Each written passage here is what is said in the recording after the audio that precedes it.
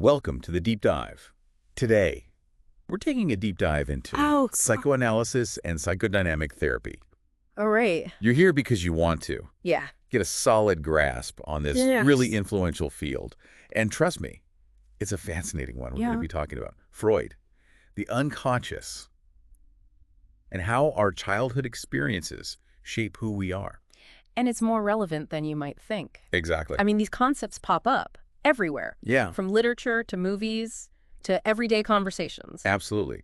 But before we jump in, I have to ask, have you ever noticed how people sometimes use psychotherapy and psychoanalysis interchangeably? It happens all the time.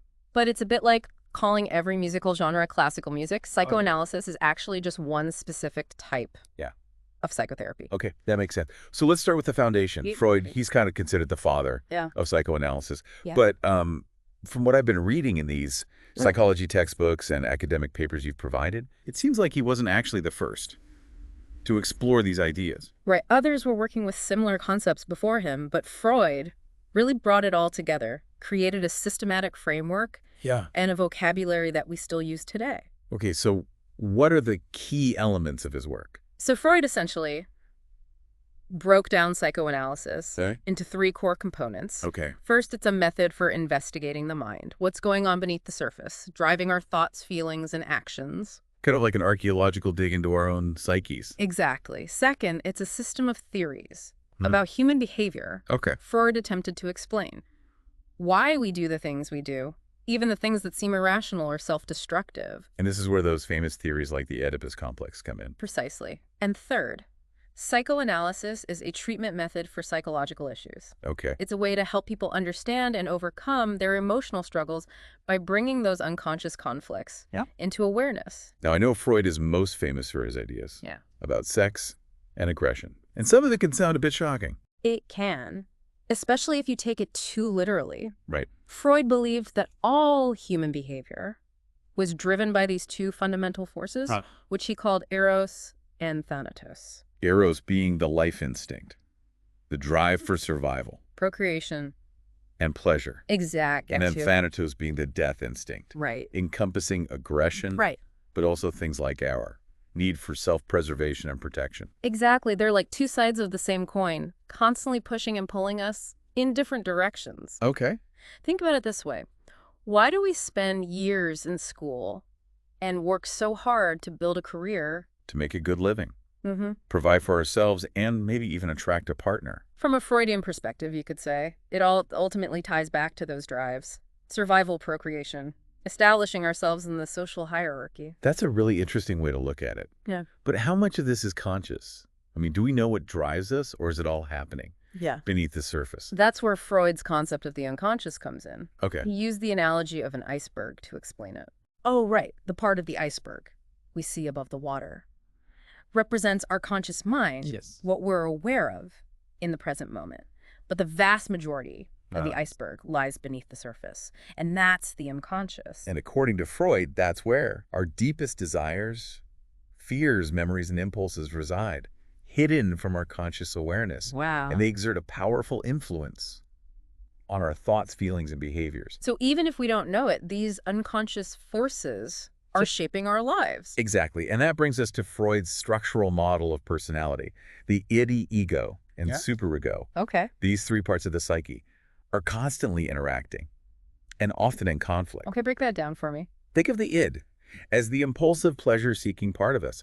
It operates on the pleasure principle, wanting immediate gratification regardless of the consequences. Like that little voice in our head that says, eat the entire cake, Exactly. Stay up all night, do what feels good right now. Exactly. Then there's the ego, which develops later in childhood. It's the rational problem-solving part of us that tries to balance the ego's demands with the constraints of reality. So the ego is the voice of reason that says, okay, maybe just one piece of cake. Yeah. And we need to get some sleep if we want to function tomorrow. Precisely. And then around the age of 5, the superego emerges. Okay. This is our internalized sense of morality, our conscience. It judges our actions and makes us feel guilt or shame when we violate our internalized standards. So the superego is the voice that says, you shouldn't eat cake, it's unhealthy. Exactly. And you should be working instead of watching TV. Exactly. It's our inner critic often reflecting.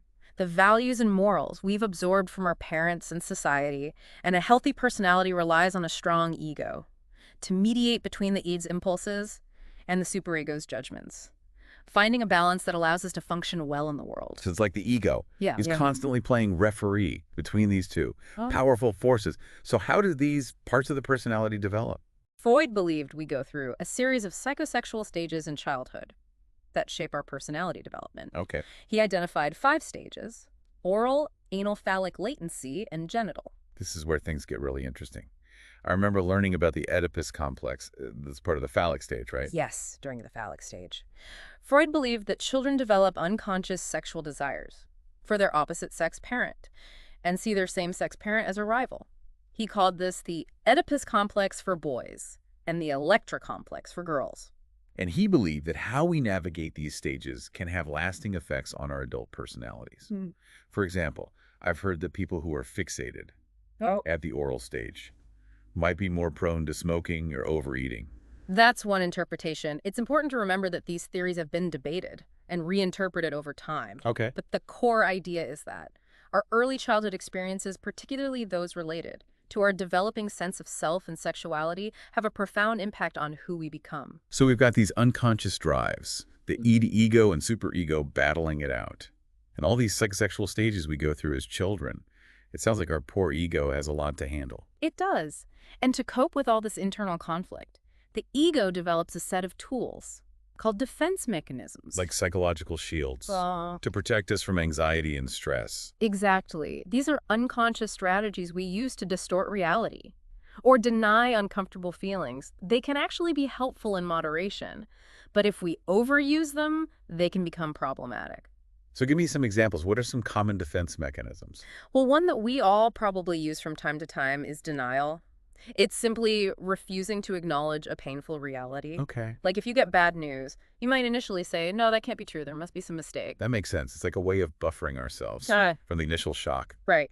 Another common one is projection. That's when we attribute our own unacceptable feelings or thoughts to someone else. Okay. For example, if you're feeling insecure about your own intelligence, you might accuse someone else of being stupid.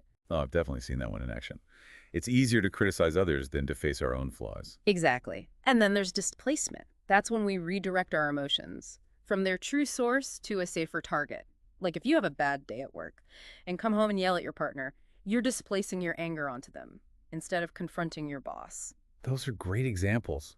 It's amazing how these unconscious processes are at work all the time. It makes you wonder how much control we really have over our own thoughts and actions. That's a question that psychoanalysts grapple with all the time. But the key is to become aware of these unconscious patterns and defense mechanisms so we can start to make more conscious choices. This is all fascinating. But it's a lot to absorb. And Freud's ideas are just the tip of the iceberg, right? Exactly. In the next part of our deep dive, we'll explore how other psychoanalytic thinkers built upon and expanded Freud's theories, leading to new schools of thought, like object relations theory, self-psychology, and attachment theory. I'm really looking forward to that. These ideas seem incredibly relevant to understanding ourselves and our relationships in the modern world. So we've established that Freud's theories were pretty groundbreaking. Yes. But as with any field, psychoanalysis has continued to evolve. Absolutely. It's like a tree with strong roots. But lots of branches reaching out in different directions. Okay. Today we're going to explore some of those branches: object relations, self-psychology, and attachment theory.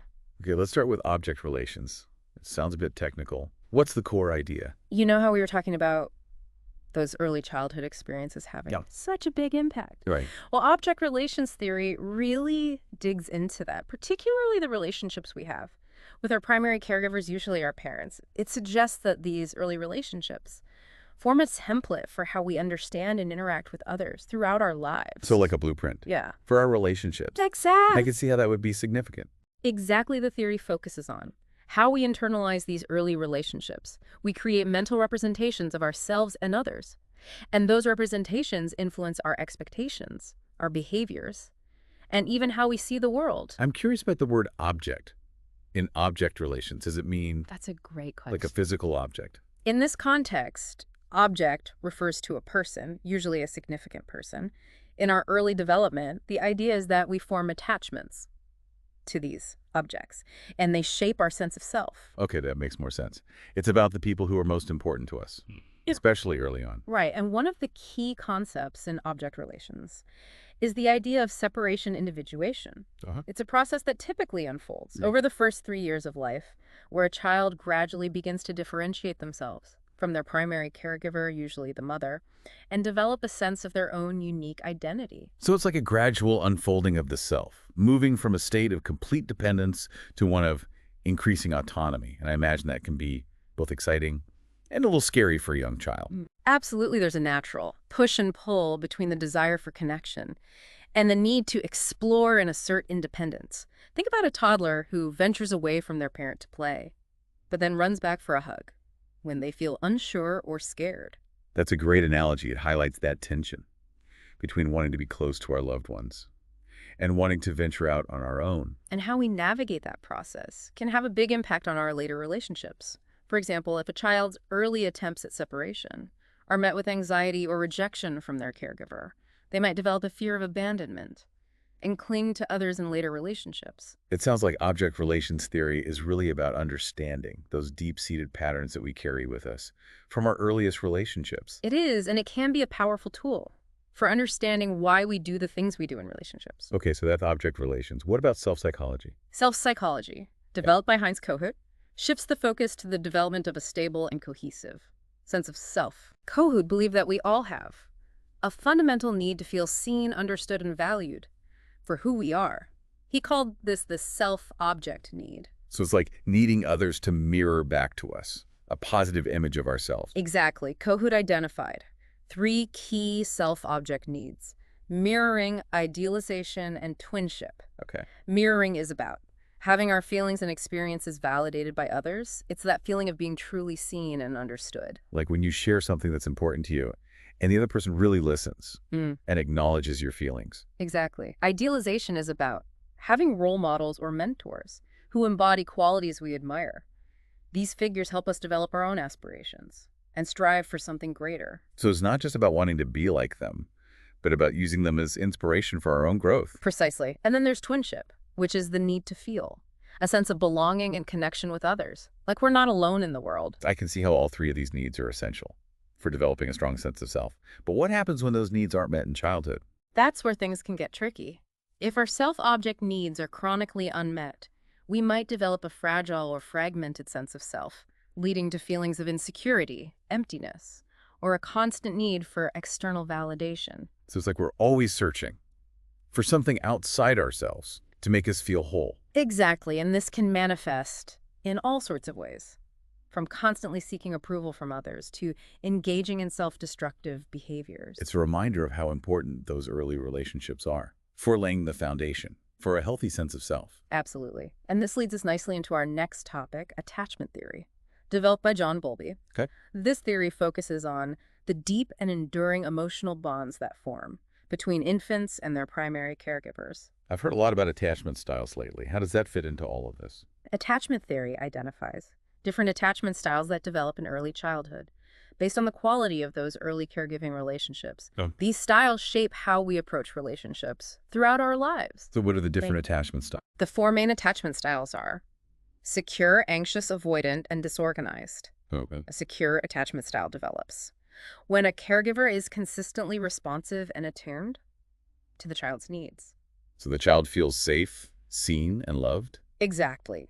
These individuals tend to have a positive view of themselves and others, feel comfortable with intimacy, and are able to navigate the ups and downs of relationships without feeling threatened or overwhelmed.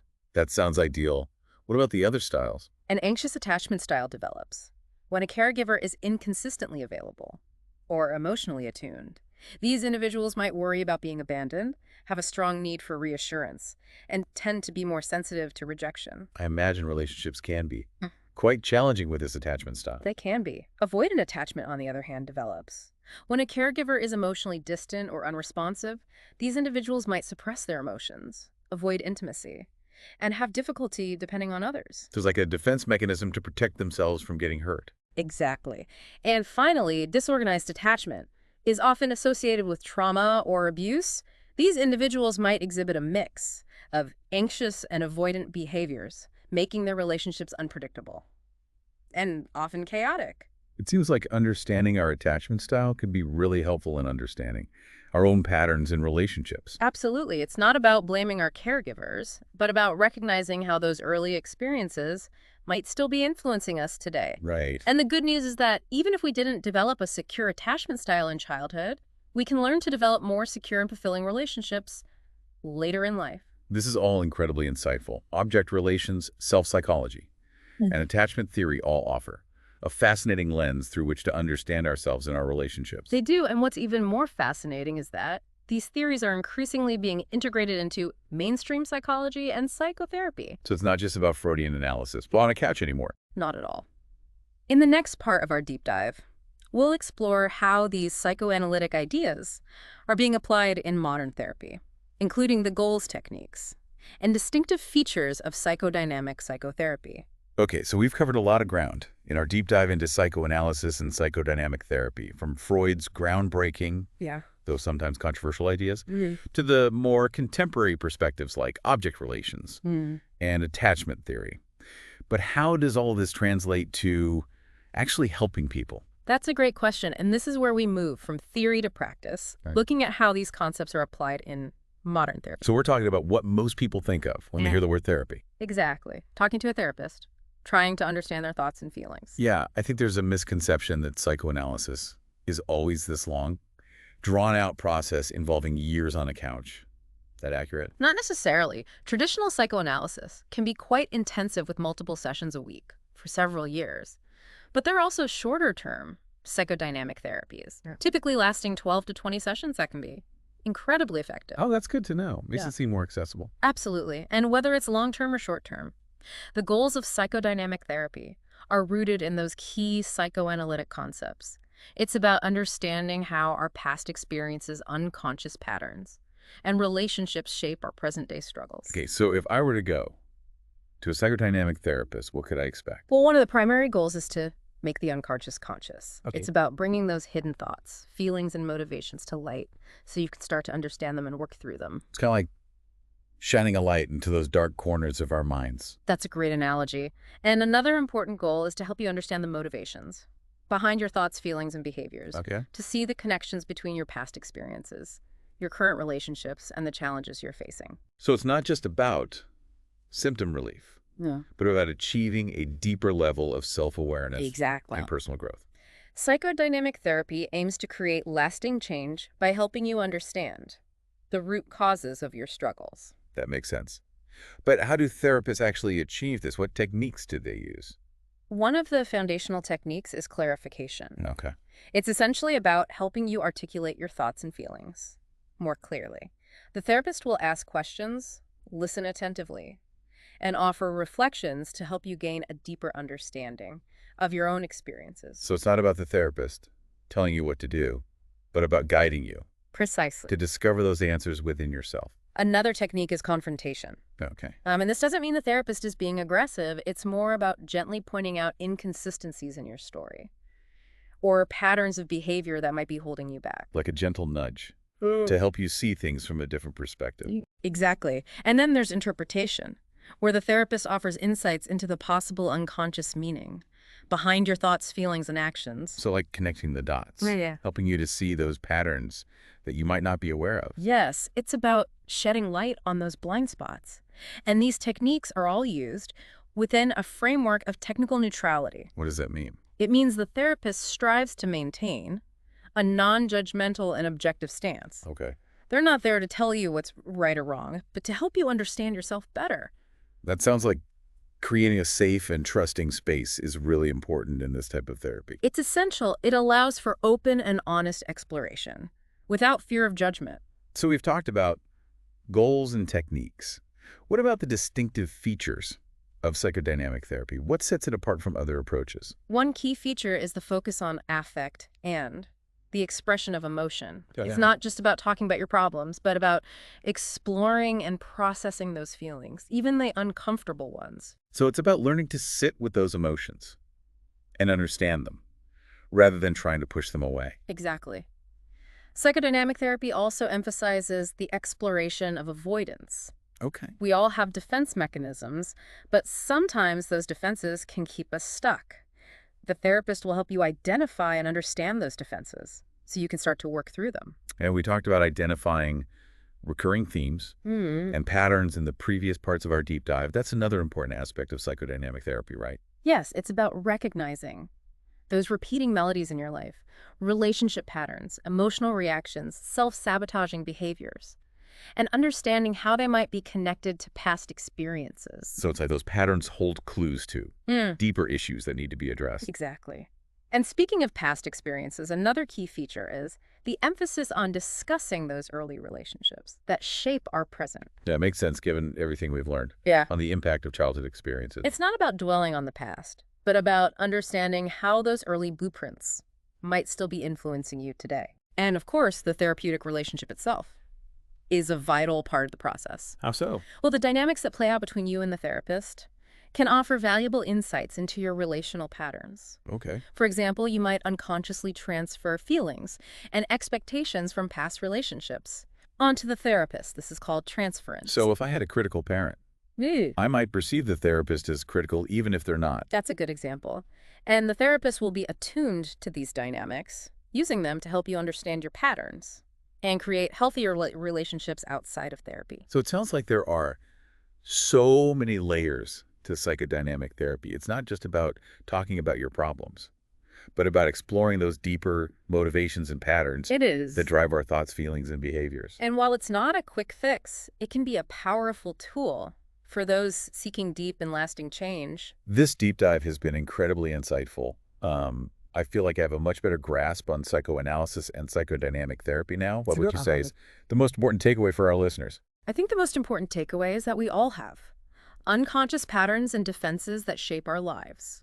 But by becoming aware of those patterns, we can start to make more conscious choices and create more fulfilling relationships. That's a powerful message. And it's a reminder that personal growth is a journey. And sometimes we need a little help navigating those deeper waters. Absolutely. And if you're intrigued by what you heard today, I encourage you to explore further. There are many resources available, from books to articles to podcasts, that can deepen your understanding of these fascinating and impactful ideas. Thank you for joining us on this deep dive. We hope it sparked your curiosity and provided you with some valuable insights. Until next time, keep exploring, keep learning, and keep diving deep.